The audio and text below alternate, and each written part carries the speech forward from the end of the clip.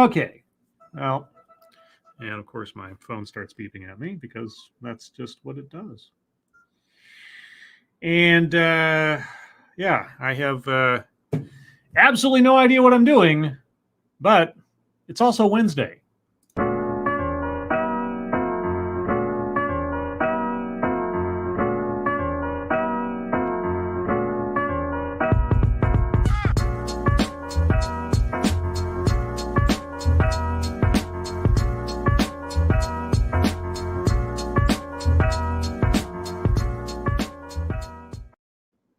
Hello, everyone, and welcome to the Lord of the Night, because I'm all by myself.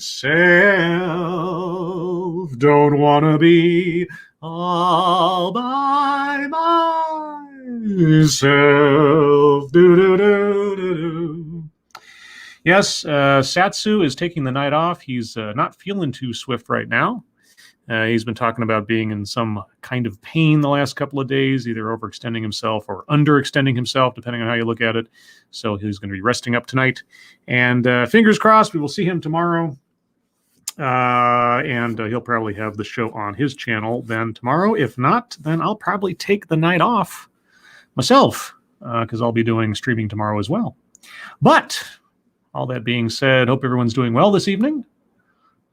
This is going to be kind of a slapdash broadcast, I suppose. I just have a couple of news stories, a couple of things that I thought I'd just start babbling about a little bit, and then I'll take some questions, and then I'll wrap up. Just kind of do a brief show tonight. But a few hellos, as I am wont to do when I do stream solo.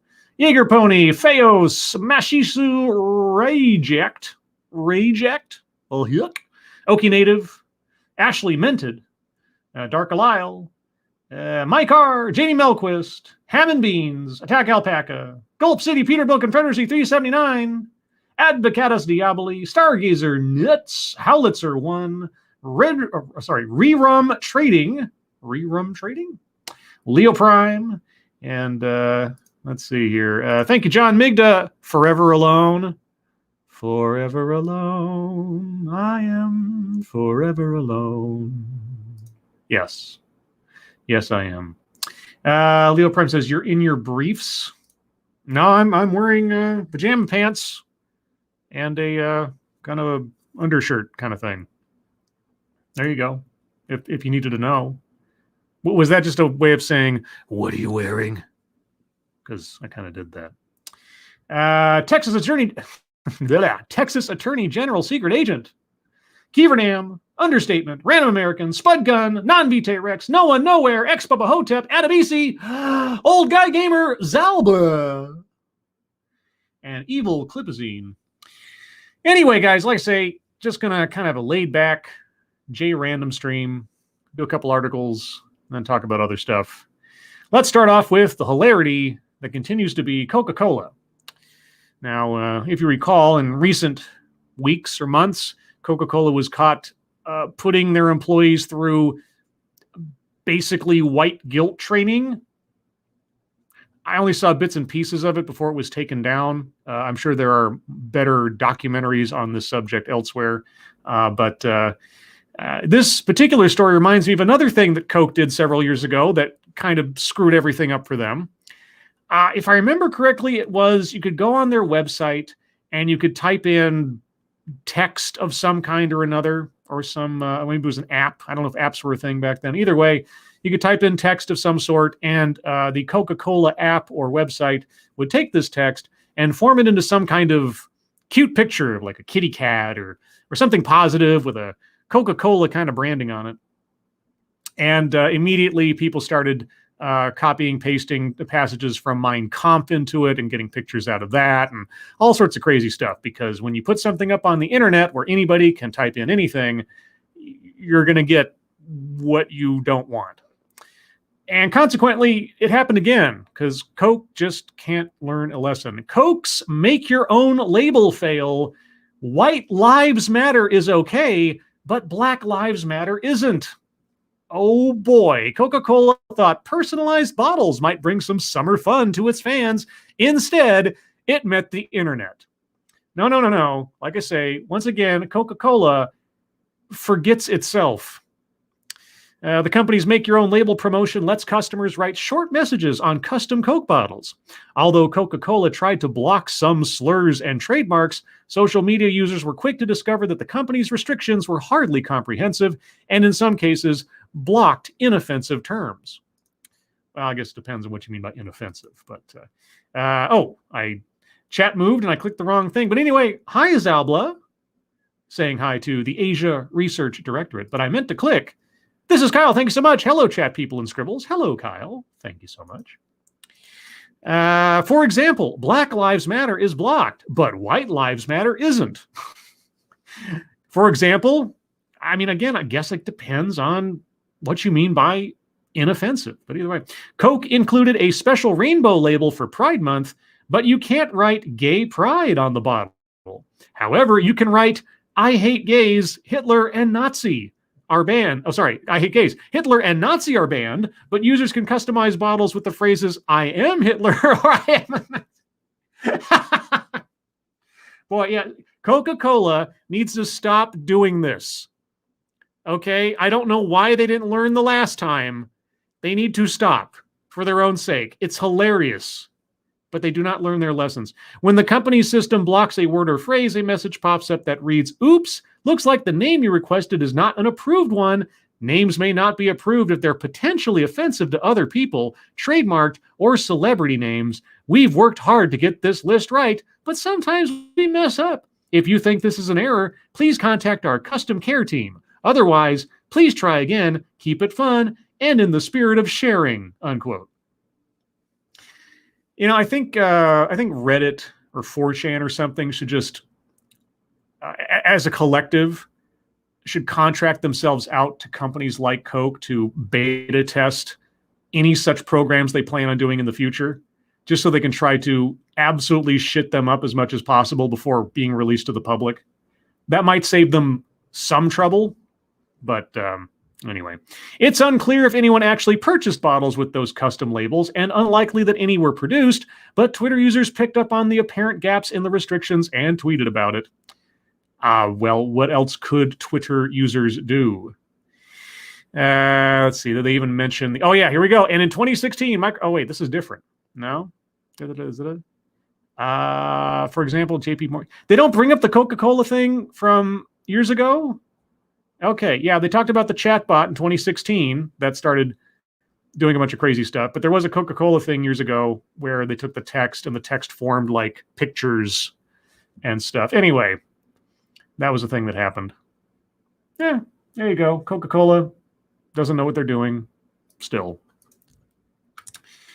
Let's see. The only other article that I have ready to go, I don't have to do any kind of segue now because, you know, I don't have anybody to segue off of, which kind of sounds like some kind of off-roading extreme sports maneuver where you take a segue and kind of bounce it off a wall or something. Anyway, my next story concerns something that we've talked about a lot. And it also showcases the diversity, once again, of the media sources I employ when doing the show, because here's CNN and here's Fox News.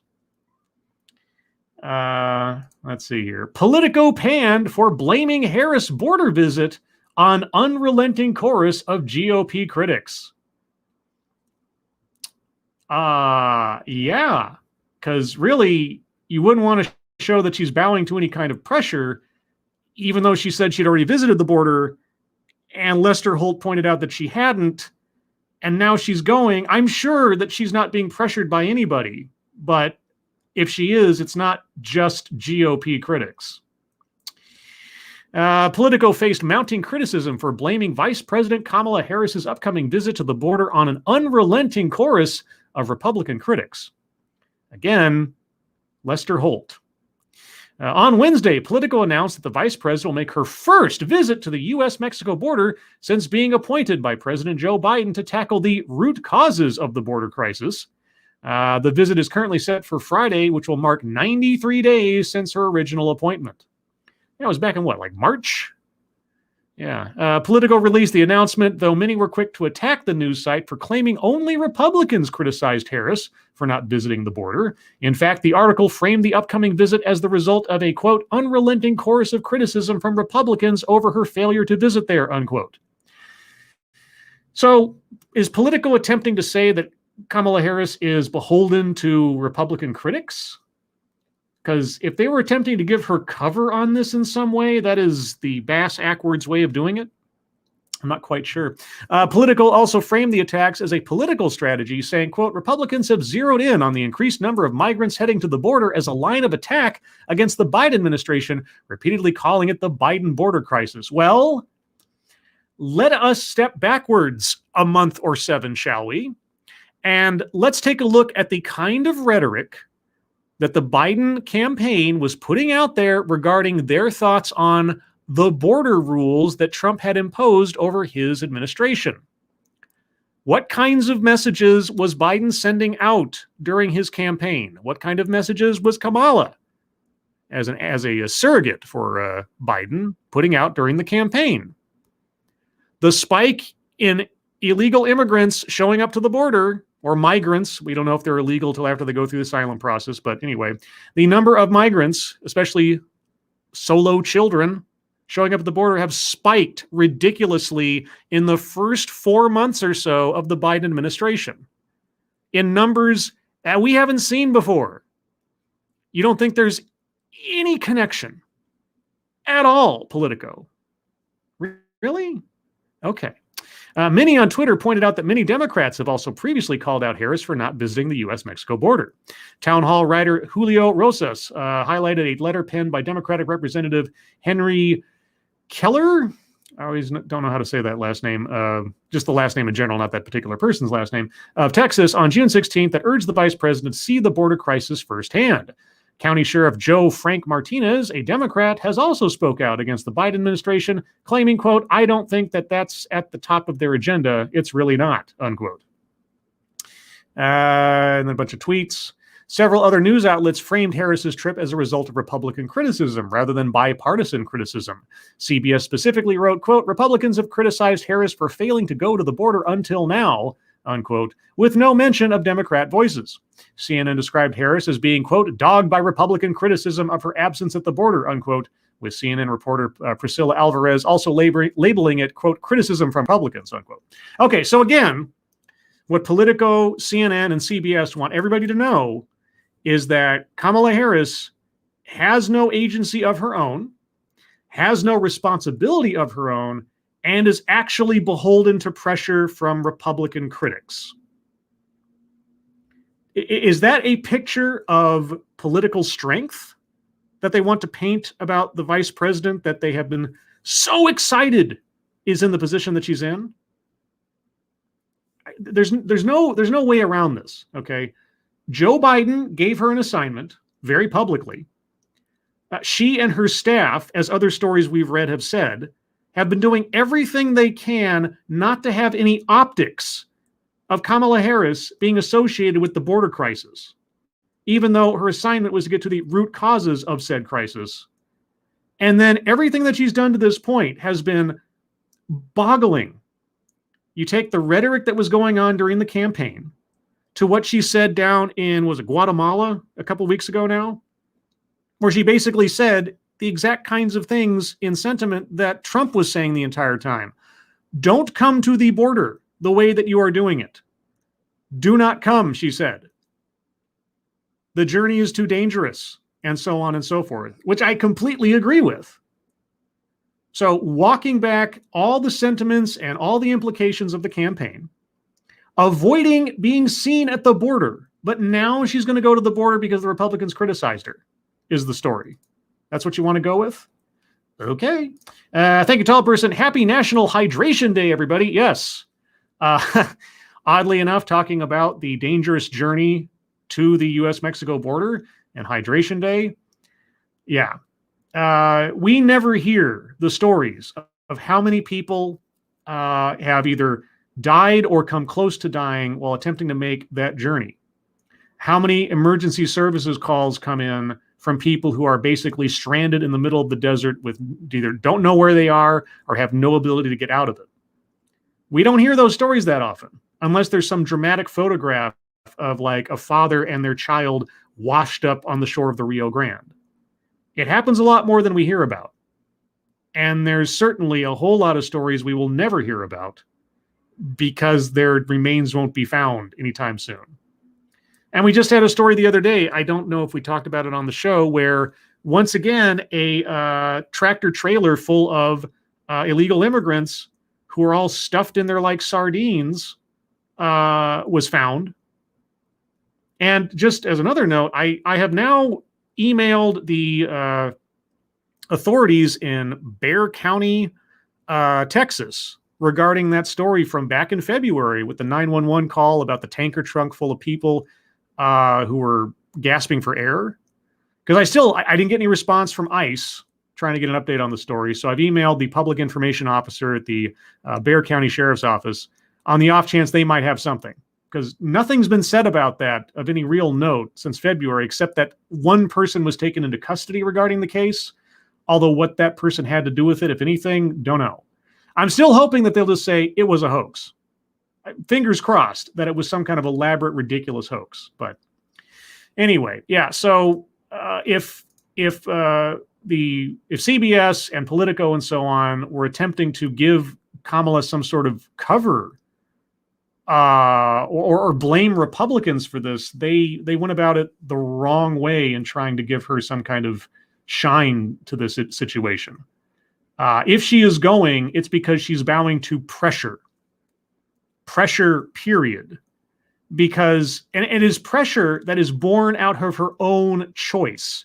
Nothing was preventing her from going down to the border the day after she received the assignment. A single photo op down there would have pretty much covered her going forward. But she pointedly, and her staff pointedly, have kept her away from that event for quite a while now. But it's the Streisand effect, right? She didn't want to go. Her staff didn't want her to go. Now she's going. Blaming the Republicans as the sole source of this, everybody's going to be paying attention to this. More people than would have otherwise if she'd just done one visit the day after she got the assignment. So, yeah. Anyway, not much more on that. So where shall I go from here, if not more news? Well, I thought I would take a moment. And I am a bit biased, but friend of the show, friend of my channel, Matt Orchard of Matt Orchard Crime and Society, just yesterday, I think it was, hit 100,000 subscribers on his channel, which is amazing because just, what was it? I guess it was almost a year ago now. When did I do that interview with him? Time flies because of the pandemic and everything, and my sense of time over the last year is just completely bonkers. Let me double check that real quick. Playlists. I'm going to my Scribe Light channel under the playlist tab and looking up my Familiar with the Matter playlist. And I did that interview with Matt back on September 7th, 2020. So not even a year ago now. Was it like, I guess, like 10 months? So almost a year.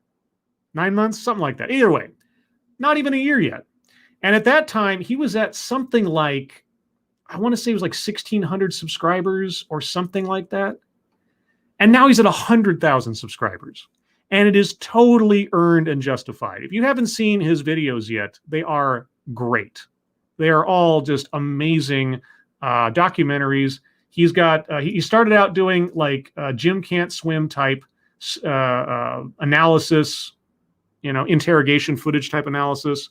But his video on the Daniel Holtzclaw case, his video on Ted Haggard and, what's his name? The guy whose name I can't remember right now, the politician that destroyed his own life and everything else. They're just amazing. And his latest video just came out today about a case from New Zealand that I'd never heard of before. But in addition to talking about the case, Matt also does, did you ever see that show on A&E called City Confidential? Each episode sort of gave a almost tourist level analysis of the town in which the case takes place as a preamble before getting into the case, to sort of talk about, like, where did this happen? Who are the people? What's the culture like? And then how did this case that occurred fit in with what was going on there? That's what he does here, except it's not a city confidential, it's a nation confidential. And he gives a whole download of stuff on New Zealand culture that I had no idea about, even before he gets into the case. And then he stops halfway through the video, kind of, at least I thought he did, to talk about more New Zealand culture, but then brings it back into its relevance to the case. It's great. It's great. So if you haven't checked out Matt Orchard's channel, go check it out when you have a chance. Take a look or listen to any of his videos. They're all great. And yeah, I just wanted to give a little plug there, just for the heck of it. And he's also on Twitter at, I think it's at Real Matt Orchard, or is it The Real Matt Orchard? Let me double check so I don't get that wrong. I would hate to do that. Yeah, it's at Real Matt Orchard. And if you like his stuff, or you decide to subscribe, hey, drop him a note and say, Scribe sent me, because that'd be cool, yo. So congratulations to Matt, both on his subscriber count. I think now he qualifies for that silver play button, if the 100,000 mark is still the metric for that. So I hope he gets his silver play button soon. But let's see, that little friendly plug out of the way. What other plug might I do? Well, how about one for myself? That came out wrong. So did that. So a weird thing happened today. I saw a lot of image postings on Twitter about a book, a kid's book, that was being tied to critical race theory. And I saw this off and on over the course of the day, and I kept thinking, God, that looks familiar. Why does that look familiar? It's a book called Intersectionalize, a book for children, ostensibly. And when I finally saw the title, I was like, I did a video on that, didn't I? And I looked through my channel library, and I couldn't find it. I remembered it specifically in my head. I remembered the thumbnail I made for it and everything, but I couldn't find it. And I was like, what did I do? Did I delete it? Did it get deleted? I couldn't remember. Maybe there's a reference to it somewhere in my Twitter stream back in 2019 when I posted it. Either way, I had also posted it over on my BitChute channel, which I almost never look at these days. There's a couple of videos on there that are exclusive to the BitChute channel, if you're really curious, but I haven't touched it in so long that I can't really recommend going over there for anything that exciting. Either way, thankfully, I had posted it there, so I had it archived. And so I decided to re-upload it to my main channel, just because the subject matter is now suddenly relevant again. And I watched it again since I hadn't looked at it in, 3 years now? Or 2.5 years? And I got to say, just being self-critical, not my best video, in the sense that as I watched it, there's a lot of other things that I reflexively thought I should have said as the video went along, but that might be more towards experience or oversaturation of more ideas and things since 2019. Either way, though, if you're interested, it's there. I put a note in the description to explain anybody who saw it previously, and at least 1 or 2 people have told me, hey, didn't you already post this? Why it's there or what happened. Now, if it got taken down for cause by someone, well, it's going to happen again, I assume. But fingers crossed, whatever the problem was back then isn't a problem now. I guess we'll find out as we go. So there's that. Beyond that, I thought I would talk about some of the role-playing games I like. Just for the heck of it. Just as something different. Talk a little bit about each one of them and give my thoughts and so on. So how about Vampire the Masquerade? Okay. Real quick. Thank you, Officer Buck. Hi. Hi, Officer Buck. How are you doing? Nice to see you again. So Vampire the Masquerade. If you guys have not heard of this game, it is a game from the White Wolf Studios, which is now owned by some Paradox Entertainment, I think. It's changed hands a couple of times over the years. What you're looking at is the cover to the revised edition, or third ed, as those of us in the lingo say, because it's the third edition of the book. Vampire the Masquerade is a World of Darkness series game, which is what White Wolf put out. They have several games in that game line: Werewolf the Apocalypse, Changeling the Dreaming, Mage the Ascension, and well, there's also, did they do Mummy the Risen in third? I can't remember that one, but yeah. So anyway, there's several games in there that you might find interesting. But the Vampire the Masquerade is the one I glommed onto because A, it's about vampires. B, there's a whole lot of politics and lore and history going on in that game. If you've never heard of it, take a look. Now, as far as I know, you cannot find this book in hardcover anymore, unless you pay out the nose for it on eBay or something. You can find PDF copies for sale relatively cheap on drivethrurpg.com. They don't do print on demand for this one, at least as of right now. I assume they won't ever. If you want to get a printed copy of the Vampire the Masquerade game, I believe you can still find a copy of the 20th Anniversary Edition, or V20 as it's known, for relatively cheap. And I think you can get it print on demand. And if you want to get a copy of the game, that's the one I'd recommend. It's been revised rules-wise and flavor text-wise quite a bit to sort of catch up with the times, because there's some anachronisms if you just get the revised edition, but then you just use your imagination. The game is about a legacy of bloodlines of vampire clans battling throughout the ages in a nightly struggle for blood and maintaining their humanity or rejecting it. And there's all sorts of inter-clan politics, and there's different sects of which these clans belong to, and there's just a whole host of really, really good lore that I got into. Lots of fun to be had. It uses a system called the Storyteller system. The Storyteller system tries to have as lightweight of mechanics as possible, although it honestly gets really mechanical depending on how much of a rules lawyer your players might be. It uses the D10 system, which basically means you have a stat and a skill. Each one can go up to a maximum of 5, unless you're playing some ungodly, min-maxed character or something. And each dot on your sheet is a 10-sided die. So if you have strength of 3 and athletics of 2, you get to roll 5 10-sided dice. And depending on what the target number the storyteller sets for the action you're attempting to make, you roll those dice, and for every dice that either is at or over that number, you count that as a success. And if they set a success limit for that, that tells you if you win the action. That is the very, very bare bones way the D10 system works. I love the game before its setting. I love all the politics available in there, the customization you can make, all the pathos that you can inject into a game, and the horror and the struggle. It's not just about killing things, although if you like that kind of game, you can make it that kind of game. It allows for a lot of very epic storytelling, which I've always appreciated, because the lore, the world building really, really backs that up. Thank you, Chicago Mike, for the super sticker, which is Dogcat Fox saying, hiya. Hiya, Dogcat Fox. Wowie, wow, wow. Dogcat Fox says hello. Thank you, Chicago Mike.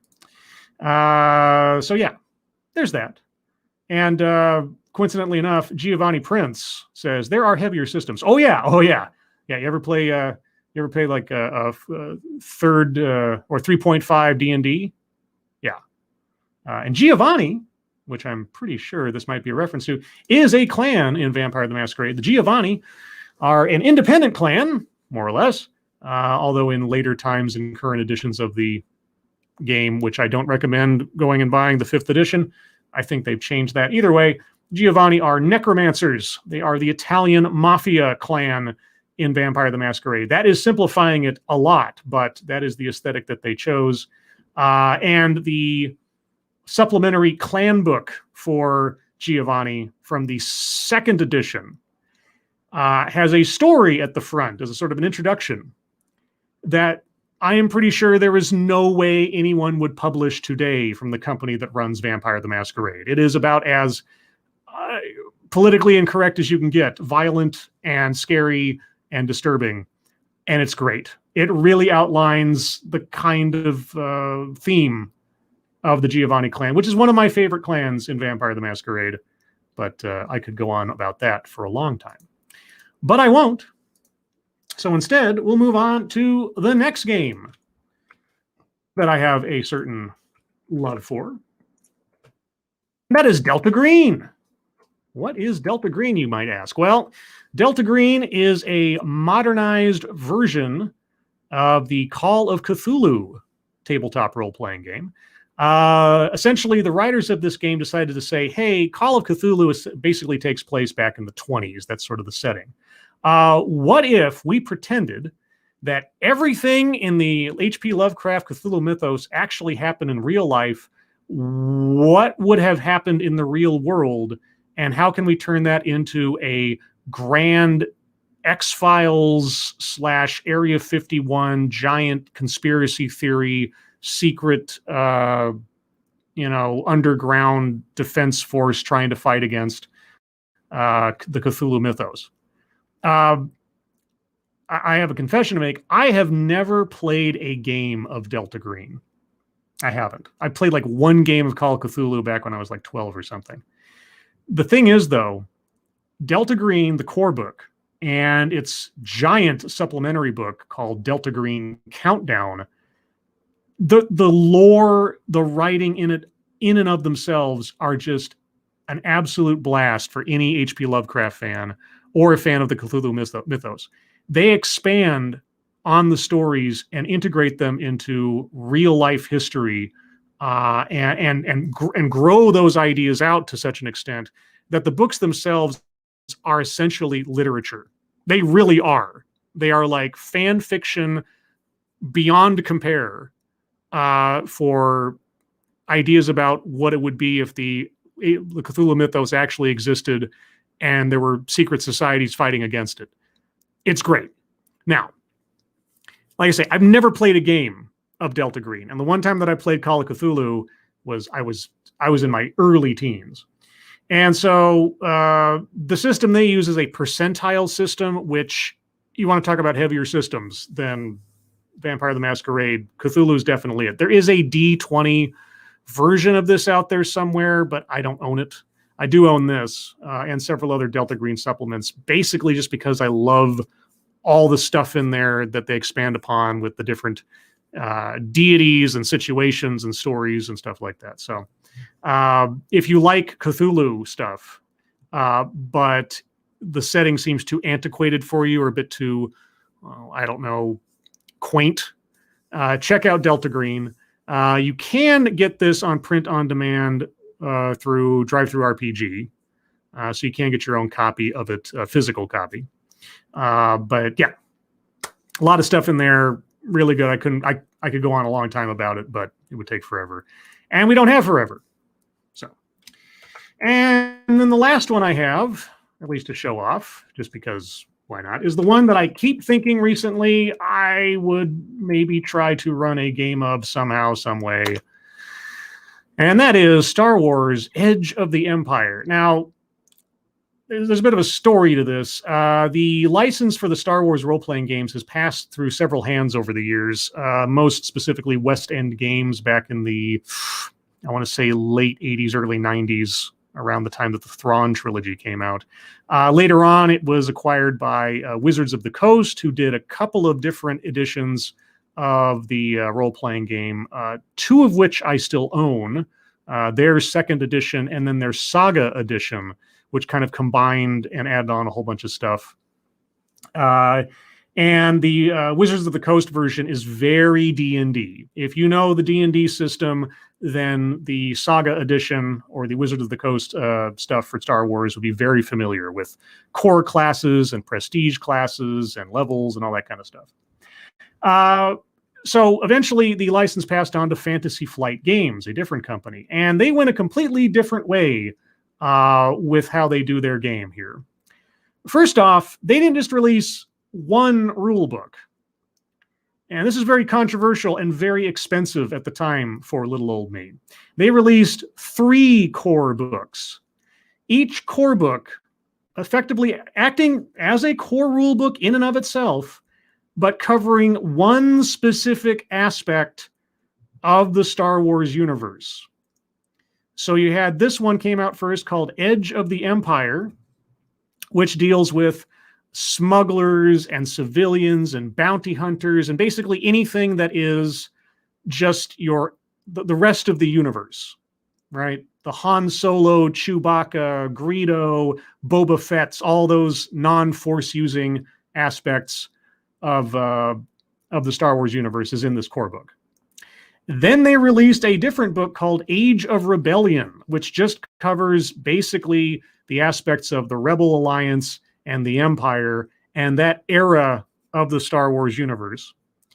And thirdly and lastly, as far as I know, they released Force and Destiny, which covers all things dealing with the Force. So Jedi and Sith and all the other in-betweens and so on.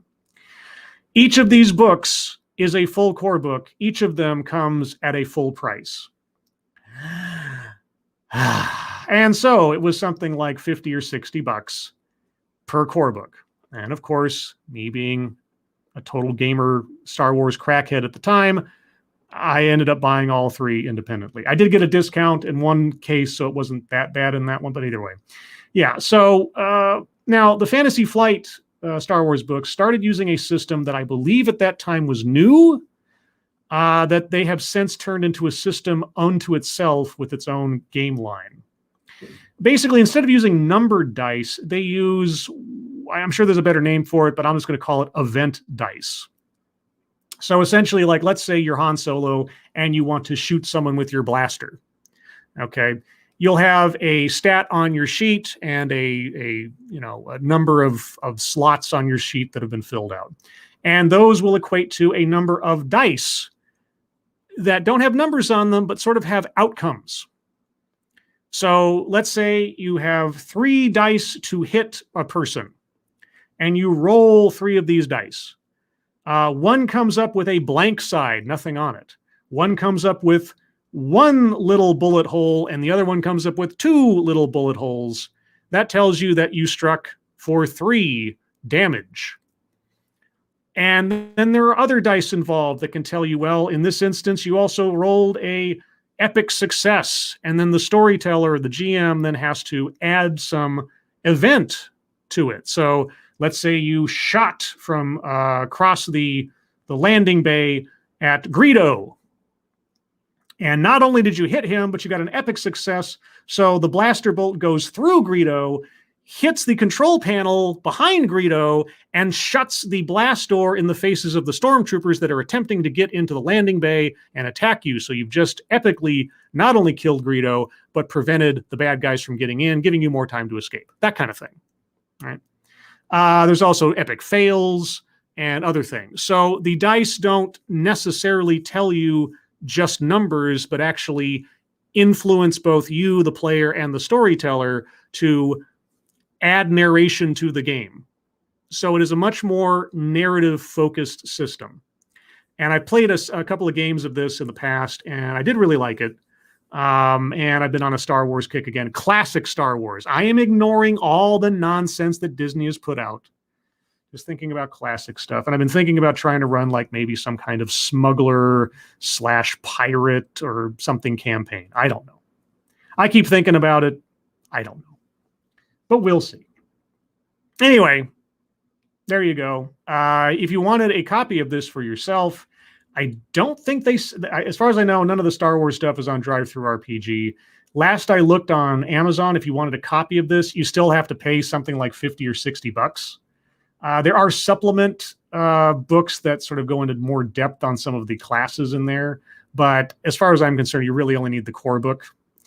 And the other thing that was kind of stupid about the whole 3 core books thing, tons of the content in each of them is repetitive one to the other because the system isn't any different book to book. It's just the focus on the specific character classes and abilities and skills and other mechanics just for that aspect of Star Wars. That's what made it kind of feel like, why am I buying this 3 times? But you know what? They got me because I did it.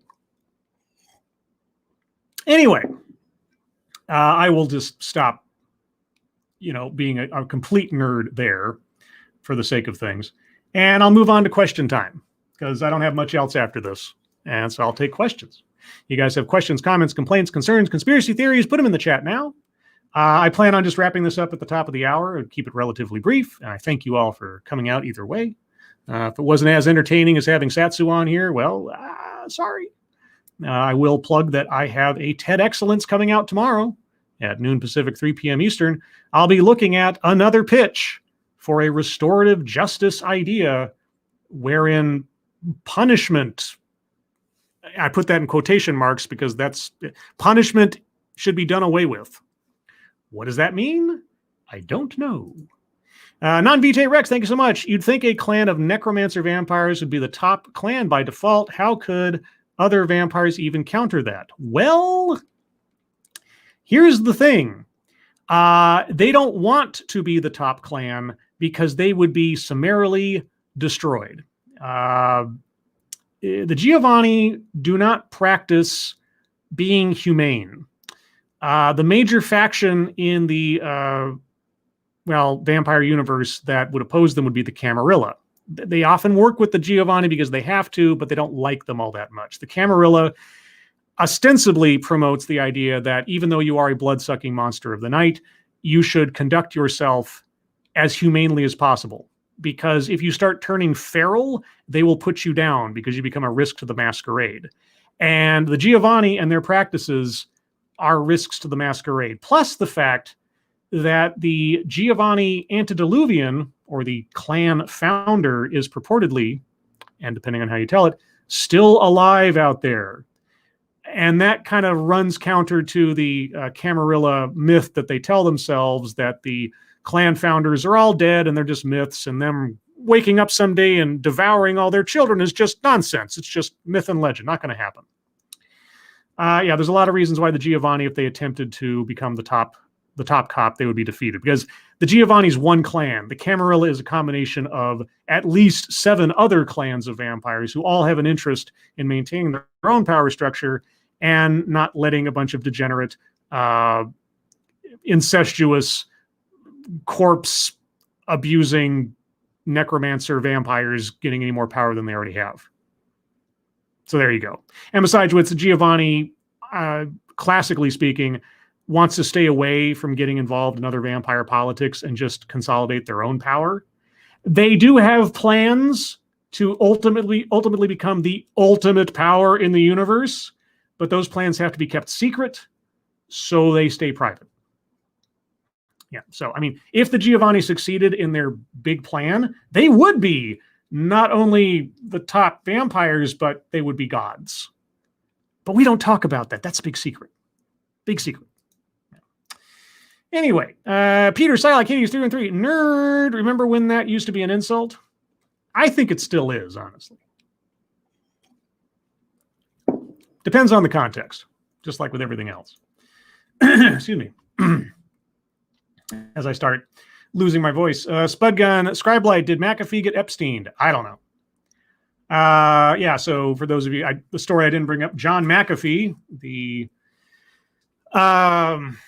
let's say checkered type past founder of the McAfee antivirus software, and very, again, I'm putting it lightly, controversial figure over the last several years.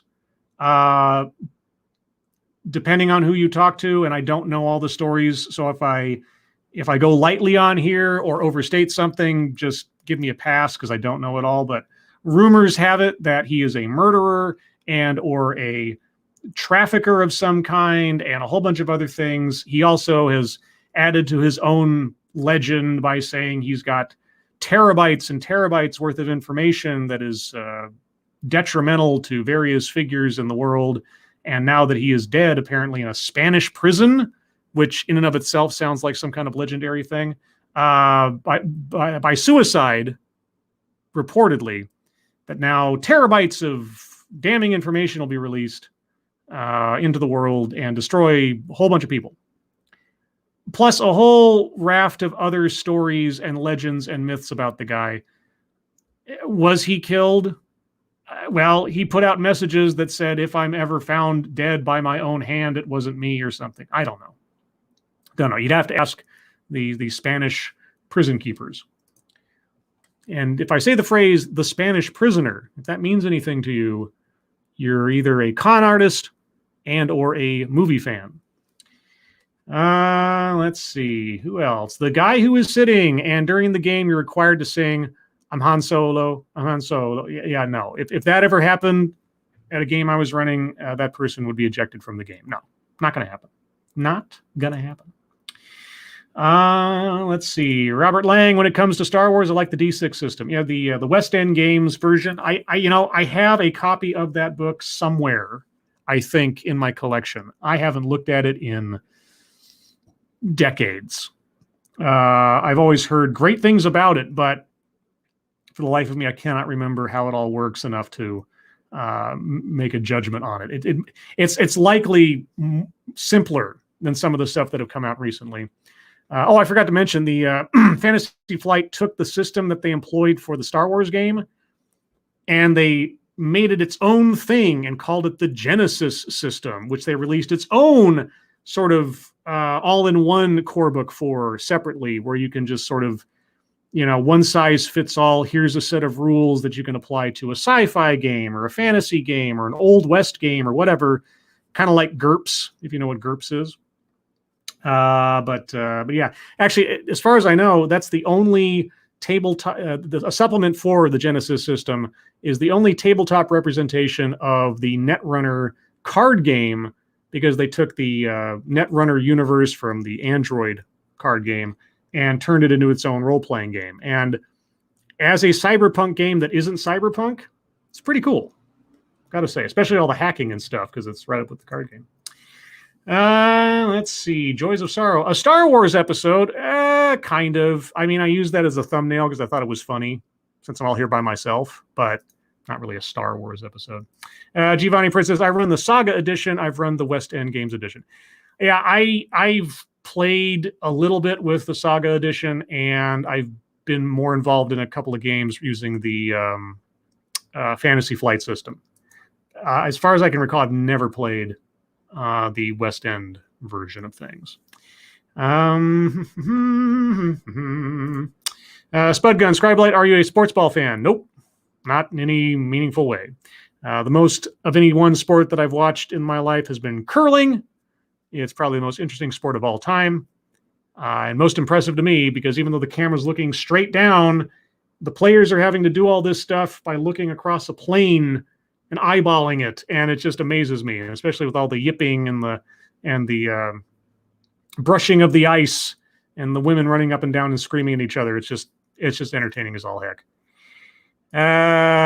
P Square Peon. A perfect opportunity to ask Scribe any question. How many toes do you have on your right foot? I don't know. Not good at coming up with something on the spot. How many toes do I have on my right foot? 5. Yeah, that was easy enough. I am missing no toes. Let's see. Cannibalistic Wizard. What language do cats speak? Catalan?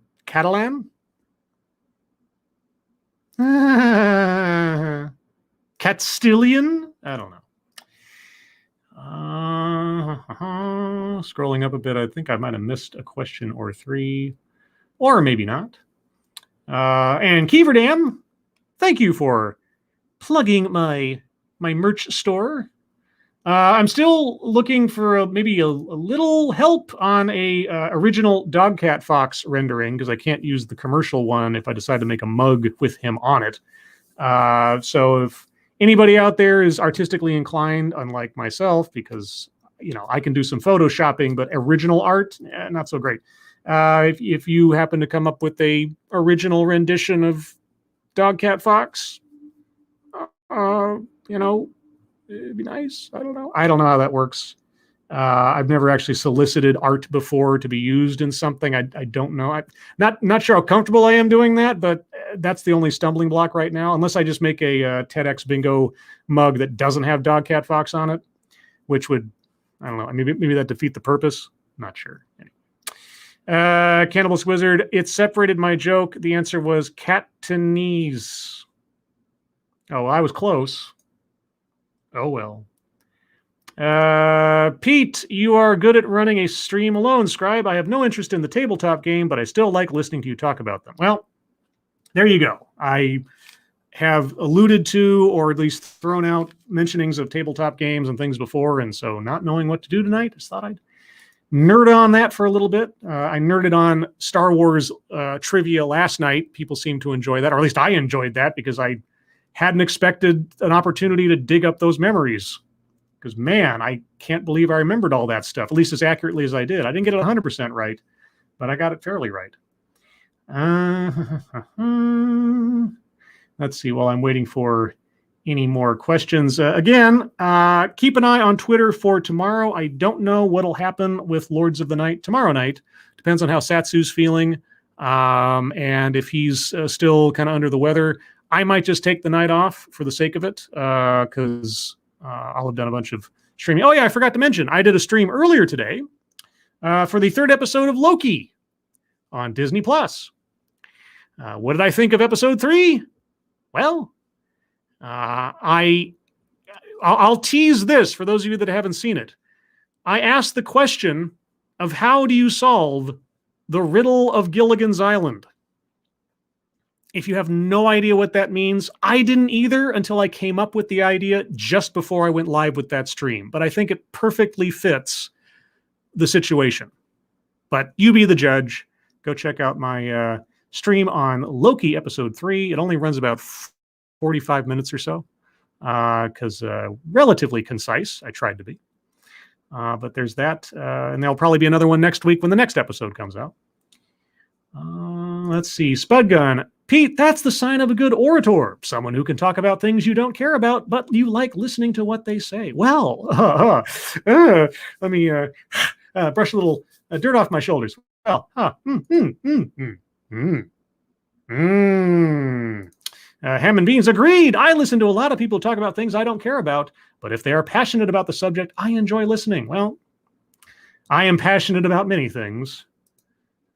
Those other things you can find discussed at length on my other channel, Non-Author Dark. At least the early videos. I kind of went off, I don't know, the rails, not in some crazy way, but I kind of used Non-Author Dark for my random videos after a certain point. But the early videos are all on one subject. And boy, am I passionate about those subjects. Green Death, I'm not hating Loki. It's just early show slow. Well, given the fact that there's only 6 episodes and we're 3 episodes in, and slow would be in my opinion, kind adjective to what's been going on, they better hurry up. Because I was having a discussion with somebody in the comments of my video today about the sort of like the ranking of the different Disney Plus Marvel shows and their interest value. And so far, I got to say Loki's at the bottom. It goes kind of WandaVision, Falcon and Winter Soldier, and then Loki, which, given how much I loved Falcon and Winter Soldier, doesn't say much about Loki. But admittedly, the series is not over yet. Maybe the next 3 episodes will be amazing. They won't really make up for the first 3, but maybe it'll go out with a bang and not a whimper. I guess we'll find out. Thank you again, Non-Vitae Rex. If you had your druthers, what would a Scribe-light Loki show or movie look like? Keep the time travel, a tour of the 9 realms. Would Loki match wits with other notable Marvel schemers and rogues?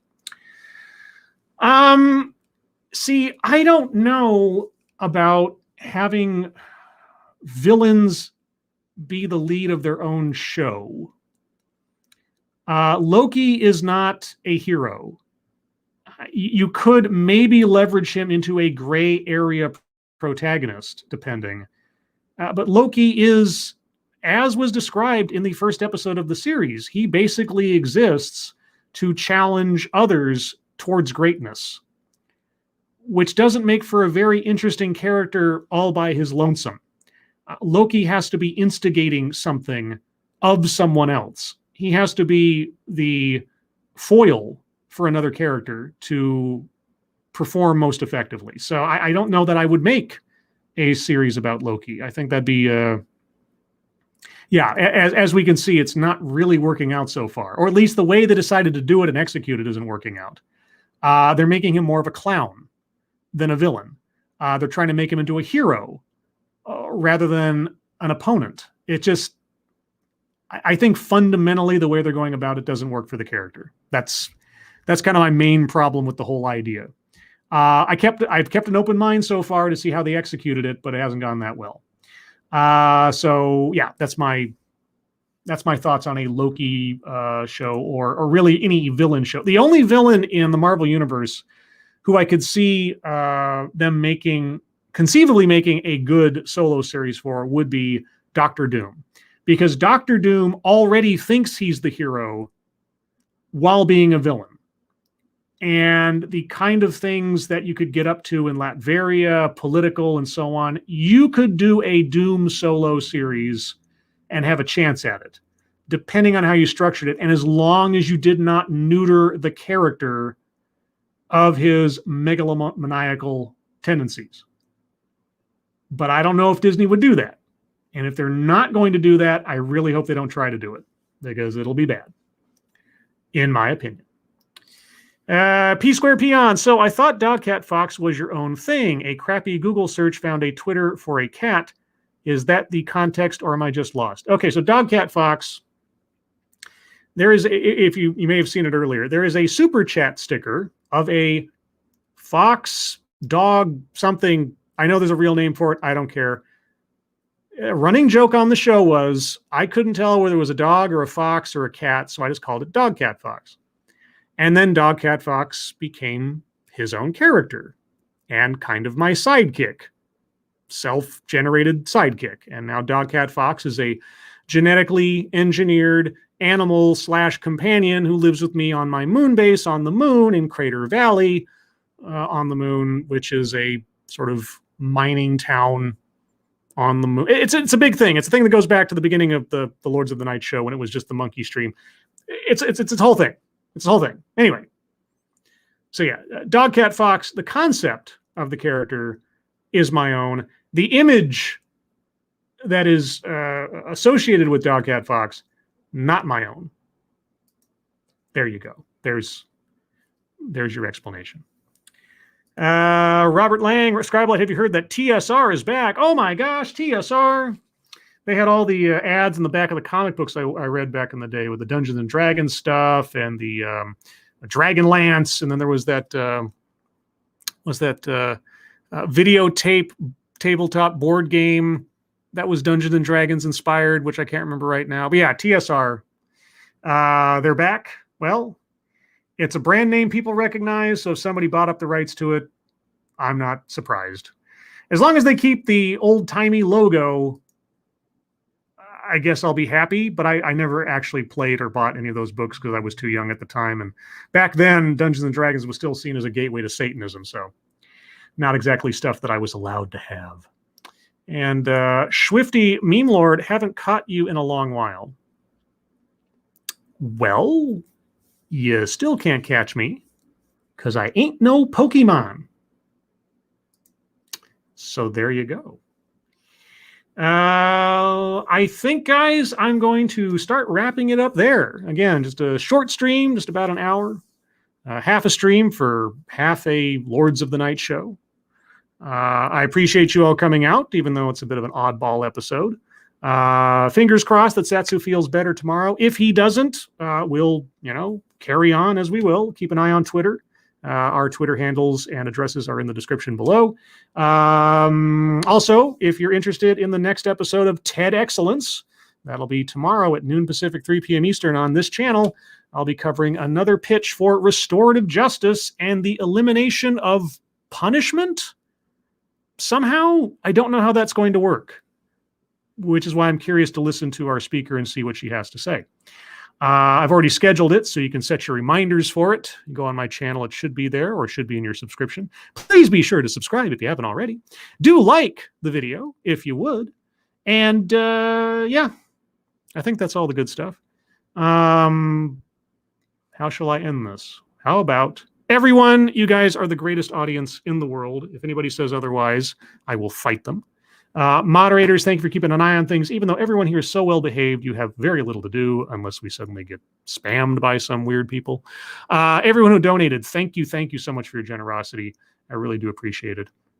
Again, if you'd like to hear more from me or Satsu 2 Cents, you can find us hopefully tomorrow night on Satsu's channel, because I'm going to switch off with him if that's the case, at 6 p.m. Pacific, 9 p.m. Eastern for the next episode of Lords of the Night, where we will talk about the news of the day, news stories you submit, what we've been up to on the internet, and then your questions and comments. Everyone, again, thank you so much for joining me for this odd episode. I hope you're all safe and well.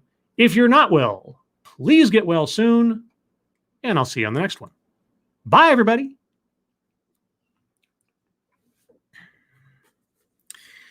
Taking out my copy of Screw the Roses, Send Me the Thorns, the romance and sexual sorcery of sadomasochism. Sadomasochism. And going to J Random Page, and today's secret word is